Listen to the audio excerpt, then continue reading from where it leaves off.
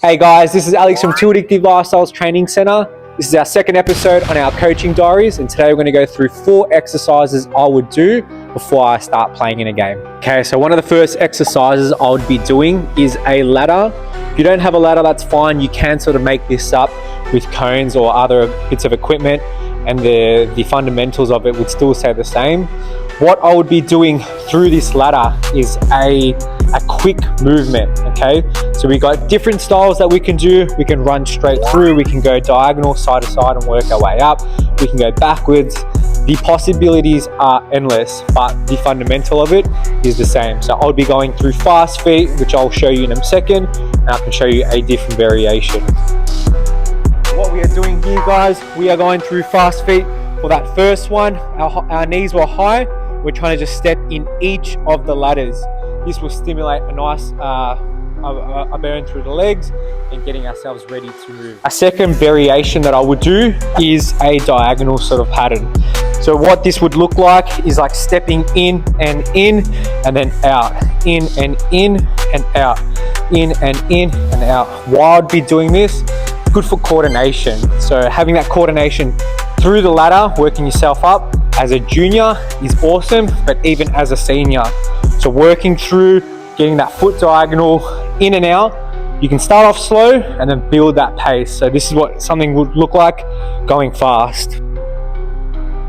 A couple key pointers for this one would be using your arms as you're moving through. So as you're going across, using your arms like you are running. The other one would be on your toes. Stomping in and out just won't get you quicker, but being on your toes nice and light is going to get you that agility that you want whilst moving through and playing on the game. A second exercise I would add is like a fast foot agility type of movement. So we can do this with a ladder. If you didn't have a ladder, you can use cones, and if you didn't have cones, you could use a shoe, you could use really anything that would have a line. So even like a line on the floor would even work. What we are trying to achieve on this one is being light on our feet, moving from side to side, not stomping, not having that heavy sort of landing like this. We want to have it nice and light where we can breeze over it. So how this would look, you would be on your toes to start off with, using your arms as well, always stimulate the arms, moving across as a little jump, across as a little jump. You're going to go nice and slow as a beginner. As we get older or more used to it, we can start adding the speed. So those little steps get shorter and shorter, and we just keep moving across, using the arm. Same thing with the cones. You'd have 2 cones, or if you had to use a line on the floor, like a soccer line, getting nice and low on our toes, get the arms moving with it, and going across.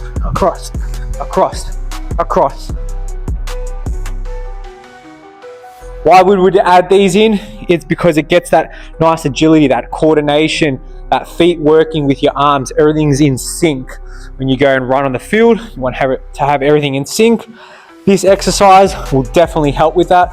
It will get all the agility and get yourself balanced, so that when you go and run on the field, although you're not going to be running on your toes left and right like that, but it's just getting that agility to spring off and ready to happen. Few tips that you can use for this one, guys, again, is not heavy. Make sure we are nice and light on our feet. Make sure we're on our toes. Make sure you're using your arms, okay? Those 3 things in this exercise will definitely help. The third thing I would add to my list before I would play would be some dynamic stretches, okay? So one in particular would be some leg swings. Those leg swings are important because it opens up that hip. It just gets that more movement and mobility through it.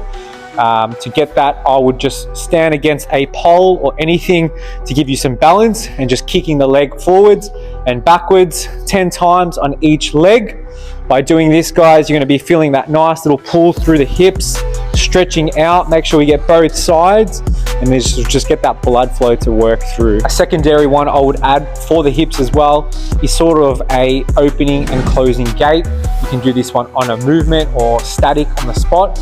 Probably better on the movement though. So as you take a few little steps, you would just open the gate on both sides, and then to do the opposite, you would just close. So wrapping around, bringing it across. So you can do this with a few little steps in between. Again, very good for the hip movement, opens you up. Sometimes when you play, you feel a little bit locked, and and this will just open it up before we get into the play, which would definitely help in the game. And the third thing I would add is some sort of static stretches in a dynamic way.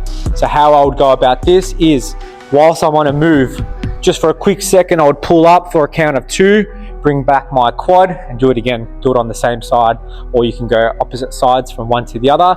And in between that, I would add a little stretch through the hamstring. So something that would work well in a sequence would be, as you're running on a light jog, hold for 1, 2, coming forwards, come down, feel that stretch, 1, 2 through the hamstring, keep on the move, back to the quad, back on the move, and then back into that hamstring for 1, 2, and then on the move. So just keeping that process going until we get, say, 10 reps all the way up, all the way back down on both sides. Adding an extra exercise on top of those 3 warm-ups we just did could be some lunges. So after you do the first 3 and your legs are now feeling warm, you could just add in some normal lunges with the move. So as you take that step, dropping the knee, coming up, and then shifting over to the next one. Dropping the knee, keeping up, keeping those right angles through your legs, and keeping that secondary leg, so the knee closest to the floor, just above the ground. So taking that step, dropping, keeping that knee just above the ground, moving into the next one. A set of those,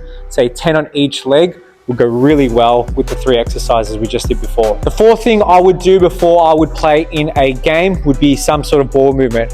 Obviously, if you are in a team, you and your teammates will be passing around, but it's also good to just get your own little footwork in there as well. What I would do is just dribble the ball in your own sort of little pace, moving left and right, getting all those little touches inside and outside of your foot, getting used to it. As you sort of get that touches in before you're playing in a game, or even before passing with anyone else, you feel more confident on the ball, you feel good within yourself, and then you'll be ready to play with the team. On top of that, you can do some passes against the wall, or again, if your teammate is there, you can do these passes with him. Simply just passing inside foot and just keeping a nice rhythm, keeping on our toes and passing. So we can go right foot, left foot, both feet, just getting that movement on that ball before you're playing, super important. It just feels more complete when you have your own touches on the ball before you play, before just going straight into the warm-up, into the game. Sometimes you don't even get a touch a bit later if you're not even first on the field. So this way, at least you feel more comfortable that you've touched the ball and you're ready to go.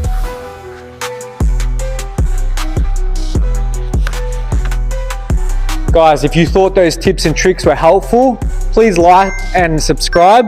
We'll see you on the next one.